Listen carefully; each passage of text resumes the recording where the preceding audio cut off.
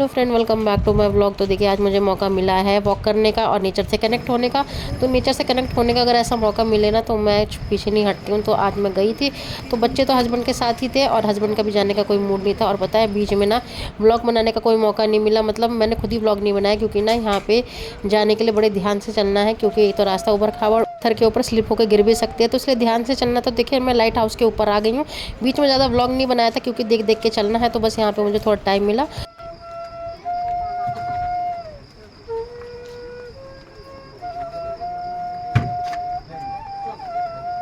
और यहाँ पे ना ज़्यादा रुकने की परमिशन भी नहीं थी, क्योंकि 2 बैच में लोगों को जाना था। तो मैं फर्स्ट बैच में आ गई थी, क्योंकि 8 बजे वाला जो बैच था, अगर उसमें जाती तो गर्मी में हालत हो जाती ख़राब।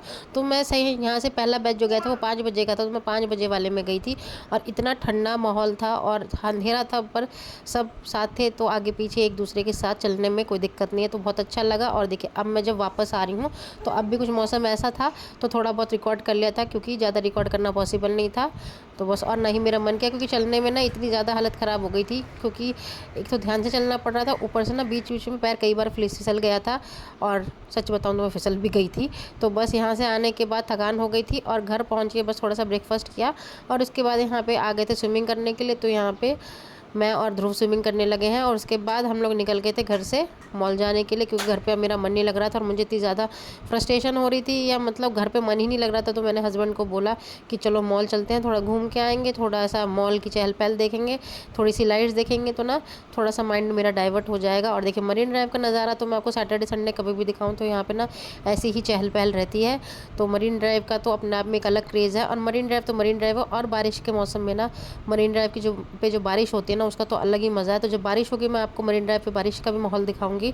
तो अभी देखिए, हमारी शहज़ादी आराम से मस्ती कर रही हैं, और इनको मैं कैप पहना रही हूँ तो ये बार बार कैप हटा रही, क्योंकि अब इनके बाल उतरे हैं। तो इनके पापा बोल रहे थे कि इसको कैप पहना दो, पर शहज़ादी देखिए मान नहीं रही है, बार बार कैप हटाने की कोशिश कर रही है। मामा ने पांडा दिया, इसके साथ खेलो, खेलो इसके साथ, enjoy with your mama panda. No, you are not listening to mommy, why? Oh, क्यों मेरे पर्स के पीछे पड़ी हैं आप इस सीट कब छोड़ेंगे?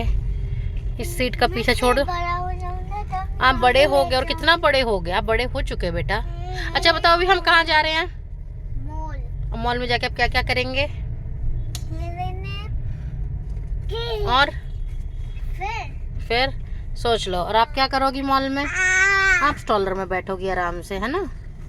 और यहाँ पे ना फिनिक्स प्लेटिनम में ना हमेशा सैटरडे संडे को इतनी भीड़ रहती है कि यहाँ पे पार्किंग की भी जगह नहीं मिलती। और यहाँ पे हमारे साहबजादे भी ना अपनी बात बोले जा रहे हैं कि मम्मी कार में ना पर्दे लगा दो, क्योंकि साहबजादे को ना शाही ज़िंदगी मिल गई है। तो इनको ना कुछ ऐसी आजकल आराम की आदत पड़ गई है। तो मॉल के अंदर एंटर करने के बाद हम लोग अब सोच रहे थे क्या करें। तो यहाँ पर देखिए, थोड़ी फ़ोटो वीडियोज़ हम लोगों ने करी, और मेरे हस्बैंड का भी पता नहीं वो मेरी फ़ोटो ले रहे कि वीडियो ले रहे हैं, और एक भी फ़ोटो उन्होंने अच्छी नहीं ली। और इधर देखिए, जिस भी आर्टिस्ट ने ये बनाया, उसने मुंबई की लोकल ट्रेन का बहुत ही अच्छे से डिस्क्राइब किया है कि लोग ऐसी लटक लटक के जाते हैं, और ये रियलिटी भी है, और बहुत ही दुखद रियलिटी है। और यहाँ पे हमारे साहबजादे अपने पापा का हाथ पकड़ के जा रहे हैं, क्योंकि ये और इनके पापा, ये दोनों पिछले जन्म के बिछड़े हुए यार है, जो इस जन्म में जिनको मैंने मिलवा दिया। और यहाँ पे सबसे बड़ा धक्का मुझे तब लगा जब मैंने यहाँ पे देखा कि यहाँ से हेमलेस चला गया। अब कहाँ चला गया भगवान जाने, क्योंकि हमारे साहबजादे हेमलेस पहुँच जाते थे तो उनका मन लग जाता था। देख रहे हैं 4 वैरायटी हैं, तो मुझे ये पसंद आ रहा है ना, हस्बैंड को ये पसंद आ रहा है, बट एट दी एंड सरकार मेरी है, तो मैं तो ये परचेज़ करूँगी, है ना। क्या बड़ा है ऊपर से, तो उसको तो थोड़ा तो डिफरेंट होना चाहिए ना, डिफरेंट तो होना चाहिए ना, हर चीज़ मीशो में नहीं होती ना। यहाँ पे हम दोनों की ना बहसबाजी चल रही थी, क्योंकि मुझे जो ग्लास पसंद आ रहा था वो हस्बैंड को नहीं पसंद आ रहा था। तो आई एम श्योर आप लोगों के साथ भी ऐसा होता होगा, हस्बैंड वाइफ जब कभी शॉपिंग करने जाते होंगे तो दोनों के ओपिनियन नहीं मिलते। तो यहाँ पे भी ओपिनियन से ज़्यादा यहाँ पे प्राइस की बात थी, क्योंकि ना हर चीज़ का ना प्राइस एक होता है कि वो वर्थ इट है कि नहीं है। तो मैंने इसलिए छोड़ दिया। और ना प्राइस के साथ साथ अभी हमारे घर में जो ये दोनों बच्चे हैं ना, ये बर्तनों को इतना उठा पटकी करते हैं ना कि कोई गारंटी नहीं कि ये गिलास घर जाते जाते बचेंगे नहीं बचेंगे। तो आप भी ज़रूर बताइए कि अगर आपके घर में ऐसे छोटे बच्चे हैं तो आपके घर में जो क्रॉकरी है, कटलरी है कांच की, उनका क्या हाल होता है। क्योंकि मेरे घर में तो अगर 4 मग भी आ गए ना तो वो मुश्किल से 2-3 महीने निकल जाए तो बहुत बड़ी बात है। तो बस यहाँ पे ना हम दोनों चुप हो गए थे और बस इसके बाद हम लोग तो सोचा चलो अब बेडशीट के सेक्शन में देख ले, शायद कोई रीजनेबल प्राइस की बेडशीट हम लोगों को समझ में आ जाए। तो यहाँ पे भैया प्राइस ने तो आसमान छू रखा था और उसके बाद हम लोग जिस काम के लिए आए थे हमें वो करना था। तो यहाँ पे बनाना लीफ रेस्टोरेंट है साउथ इंडियन, तो ये हमारा सबसे पसंद का। तो यहाँ पे मैंने टेबल रिजर्व कराने के लिए अपना नंबर दे दिया था और बस हमें ज़्यादा वेट नहीं करना पड़ा। हार्डली 10 मिनट के अंदर ना हमारा नंबर आ गया था और हम लोग अपने टेबल पे सेटल डाउन हो गए थे। और हमारे साहबजादे ना साउथ इंडियन को देख के बिल्कुल पिघल जाते हैं क्योंकि इनका साउथ इंडियन है फेवरेट। और इधर अपनी शहजादी को स्टॉलर से उठा के मैंने अपनी गोद में बैठा दिया ताकि ये भी ना थोड़ी देर कंफर्टेबल हो जाए। पर कंफर्टेबल तो ये क्या होंगे, ये मुझे अनकंफर्टेबल कर रही है। और देखे यहाँ पे भी ना इन्होंने मेरे मुंह नोचने की कसर नहीं छोड़ी है, तो इनको भी बड़ा मज़ा आ रहा है। तो हस्बैंड और ध्रुव तो साथ बैठे हुए, देखे हमारे साहबजादे के मुँह में ना अभी से पानी आ रहा है क्योंकि साउथ इंडियन मील की बात ही ऐसी है। तो मेरे भी मुँह में पानी आ रहा है चटनी को देख के। तो ये यहाँ पे नारियल की चटनी रखी हुई है ना, इतनी अच्छी है। तो यहाँ पे बस ऑर्डर किसी और का आ रहा है, नज़र अम्मा बेटे के किसी और के ऑर्डर पे है। तो यहाँ पे हस्बैंड ने ऑर्डर प्लेस कर दिया था और देखिए ये सांभर वड़ा, तो ये खाने में बहुत ज़्यादा टेस्टी था।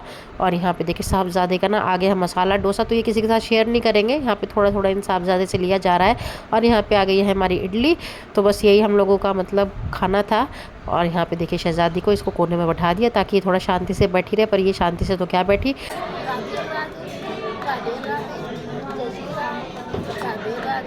तो हमारी शहजादी का राधे राधे करना भी हो गया, बस अभी कैमरे की तरफ से ध्यान से देखे जा रही है। और देखिए बच्चे तो होते ही अपने मन के, तो अपने मन से करे जा रही हैं। अभी मैंने इनको आराम से इडली और चटनी खिला दूंगी, तो ये थोड़ा बहुत खा रही हैं, थोड़ा बहुत इनके पापा खिला रहे हैं। तो ये दोनों साइड बैठ के आराम से अपना इडली सांभर और चटनी थोड़ा थोड़ा खा रही है। तो इधर इनका इतना पेट भर जाएगा, कुछ मैं दूध पिला दूंगी तो ऐसे हो जाएगा। पर ये परेशान बराबर कर रही है, तो दोनों मिलके हस्बैंड वाइफ आराम से शहजादे को खिला देंगे। और ये आराम से तो बैठेंगे नहीं, तो बस अभी जैसे इनका मूड है उसके हिसाब से इनको खिला दिया जाएगा।